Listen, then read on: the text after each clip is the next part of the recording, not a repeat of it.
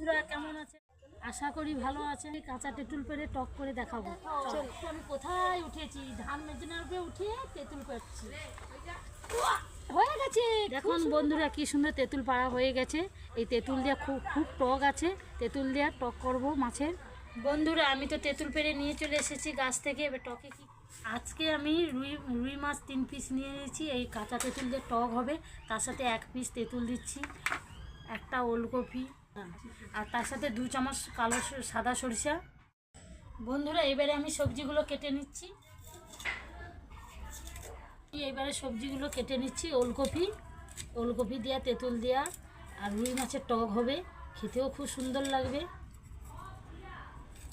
কিন্তু কাঁচা তেঁতুলের টক করতে হলে এইভাবে কাটতে হবে, বেশ তাড়াতাড়ি কম সময়ের মধ্যে হয়ে যাবে।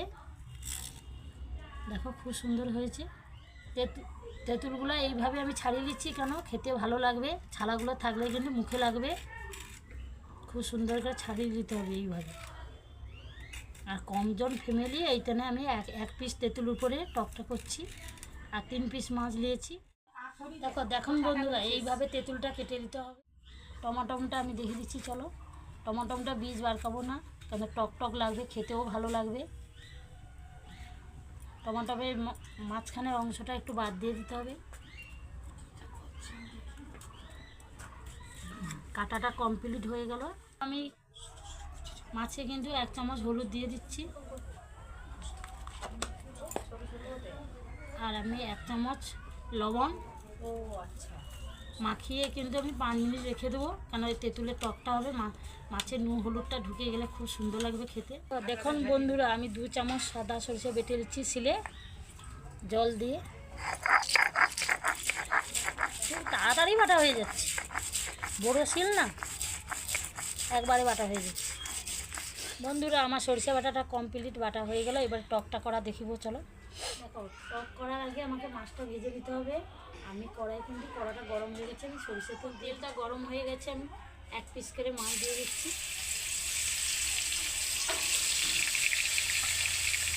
আদা হয়ে গেছে, এবার মাছগুলো উল্টে দিচ্ছি। কি সুন্দর হয়েছে দেখো, কমপ্লিট হয়ে গেছে। এবার আমি তুলে দিচ্ছি। তুলে নিচ্ছি, এই তেলটা অনেকটা থেকে গেছে। এই তেলে আমি 3টে কাঁচা লঙ্কা দিয়ে দিচ্ছি, 1 চামচ 5 ফোড়ন, এবারে সবজি,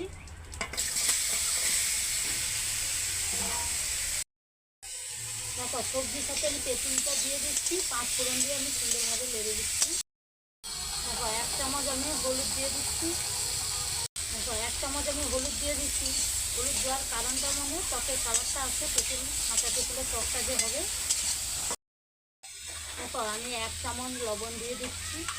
লবণ দেওয়ার পরে আমি একটু সুন্দরভাবে লেগে দিচ্ছি, দিয়ে এবার ঢাকনাটা লাগিয়ে দেবো, বেশ কষা কষা হয়ে যাবে। আমি ঢাকনাটা তুলে দিচ্ছি। এবারে বাটা সরিষাটা আমি দিয়ে কিছু সময় কষতে দিয়ে দেবো। সরিষাটা দেওয়ার পরে কিছু সময় কষতে দিয়ে দেবো, খেতেও খুব সুন্দর লাগবে। দেখো অল্প একটু আমি কিন্তু সরিষা তেল দিয়ে দিচ্ছি, দিয়ে আমি কষতে দিয়ে দেবো।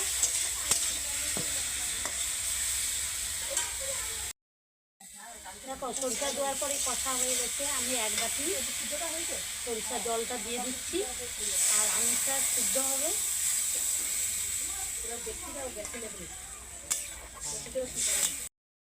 টক ফুটে গেছে, আমি এই সময় মাছগুলো দিয়ে দেবো।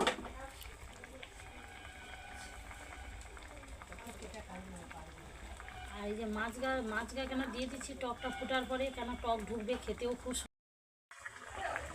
দেখো কাঁচা তেঁতুলের টকটা এখানে কমপ্লিট হয়ে গেল, আমি দেখিয়ে দিচ্ছি, চলো। কাঁচা তেঁতুলের টক এইখানে কমপ্লিট হলো। ভালো যদি লাগবে লাইক করবে, শেয়ার করবে, কমেন্ট করবে। আগামীকাল দেখা যাচ্ছে, সবাই ভালো থাকো।